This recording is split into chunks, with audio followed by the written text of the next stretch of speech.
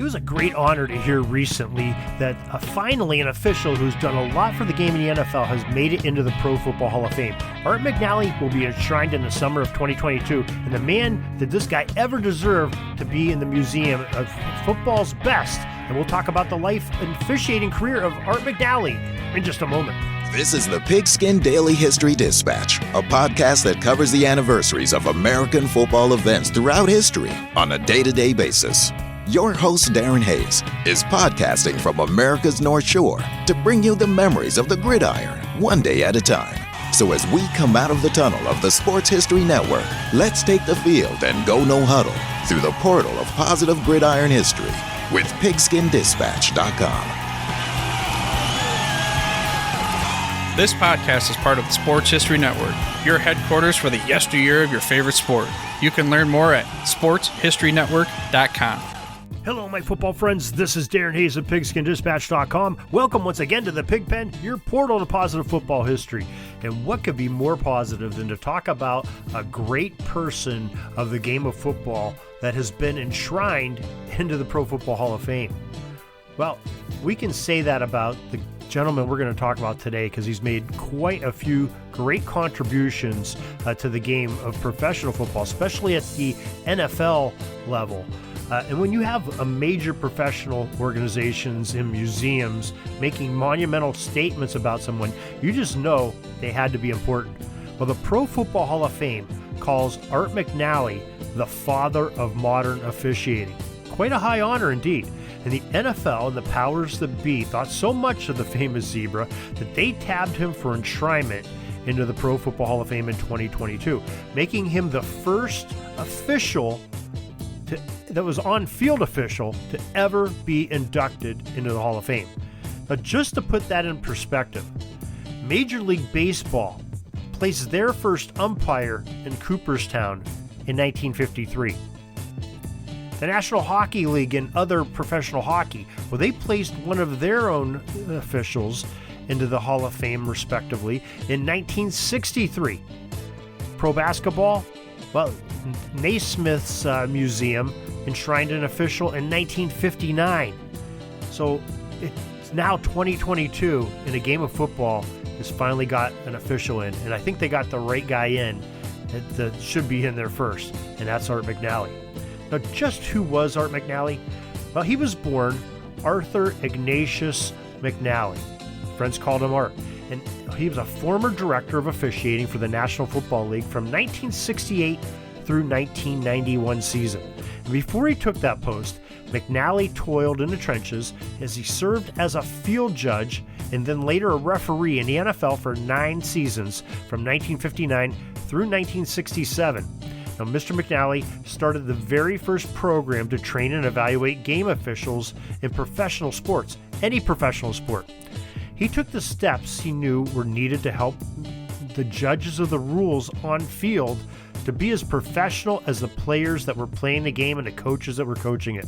McNally wound up overseeing a department of 5 people that directed 112 game officials and in charge of the scouting, screening, hiring, and grading of crews for each NFL game that was worked by the guys in stripes. And that it was unheard of at the time, but it helped make the NFL a whole new level and separate itself from other professional sports.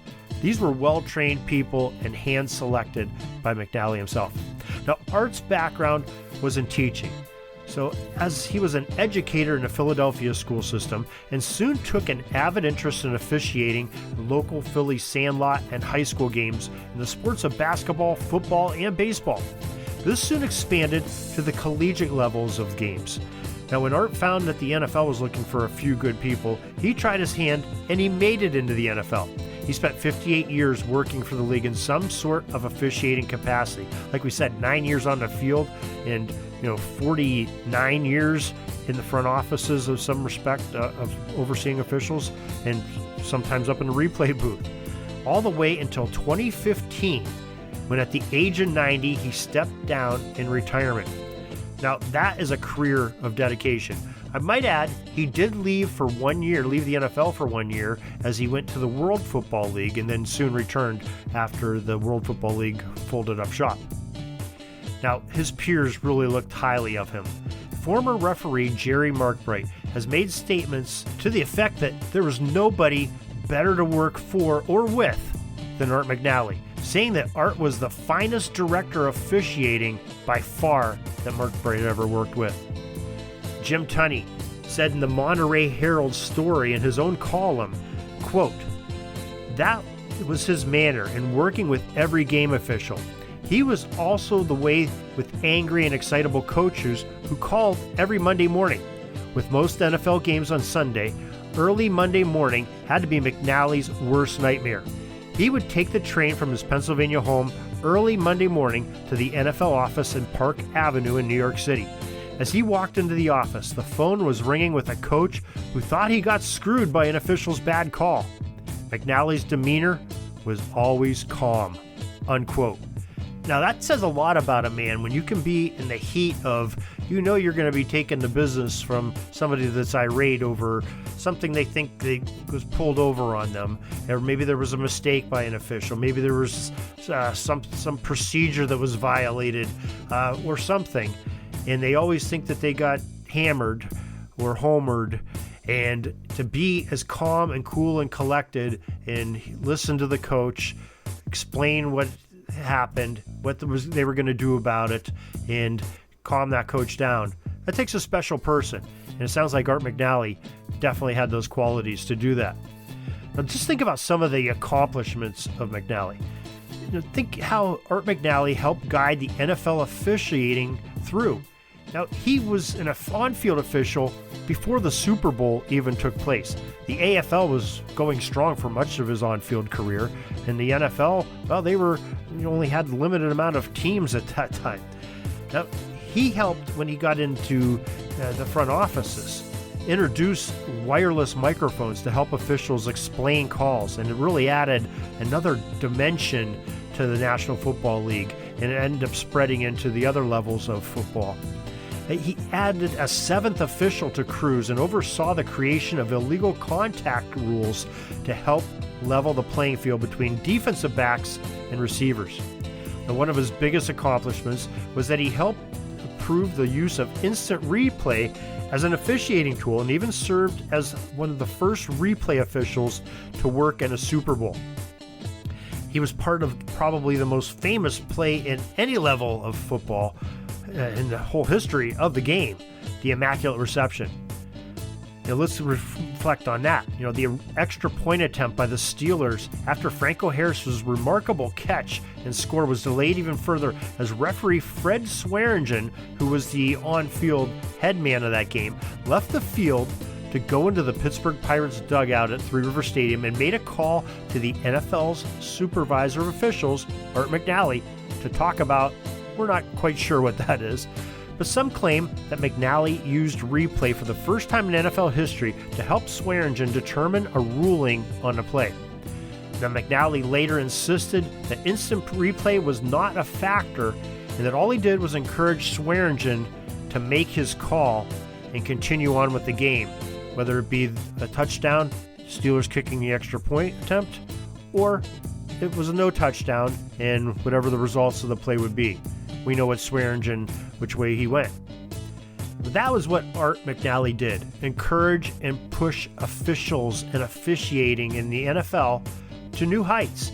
And now he will be remembered forever with his bronze bust in Canton in the summer of 2022. Now, what a great thing. Just think of all the great things that Art McNally did for the game. And the gentleman is still going strong, and all things go right, he will be there to receive his gold jacket and gaze upon the likeness of himself in bronze that's going to be enshrined in the Canton there at the Tom Benson Stadium in Canton, Ohio. And that'll be quite a sight to see, a 96-year-old Art McNally receiving that high honor and praise that he so much deserves and to be honored for. We hope you enjoyed this little bit of officiating history and great football history. And believe me, we bring you officiating history quite a bit, but we bring you football history every single day of the year. So we hope you'll join us. feel free to email us at pigskindispatch@gmail.com. Join our email list. You can find a link to it here in the podcast notes of this podcast or on pigskindispatch.com. And until tomorrow, everybody, have a great gridiron day. We're taking a peek over at the chains and the down marker. It's 4th and long. We're going to have to punt the ball and get on out of here, but we'll have another series tomorrow for your football history headlines, so be sure to tune in. We invite you to check out our website, pigskindispatch.com, not only to see the daily football history, but to experience positive football with our many articles on the good people of the game, as well as our own football comic strip, Cleat Marks Comics. Pigskindispatch.com is also on social media outlets, Facebook, Twitter, Instagram, and don't forget the Pigskin Dispatch YouTube channel to get all of your positive football news and history. Special thanks to the talents of Mike and Gene Monroe, as well as Jason Neff for letting us use their music during our podcast. PigskinDispatch.com is a proud affiliate of the Sports History Network, the headquarters of sports yesteryear.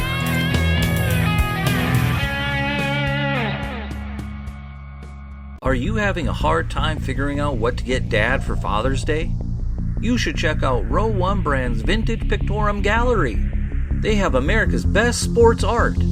With over 7,200 historic sports prints, you're assured to find something unique for Dad this Father's Day. Instead of a boring old tie, get him a historic baseball photo taken by Henry High Sandom at the historic Polo Grounds Stadium in New York City during the 1894 Temple Cup. Or, if he's an NFL buff, check out the 1963 vintage NFL poster. These are so good looking that you'll be amazed how they turn out. Shop now at sportshistorynetwork.com/row1 and save 15% off your order.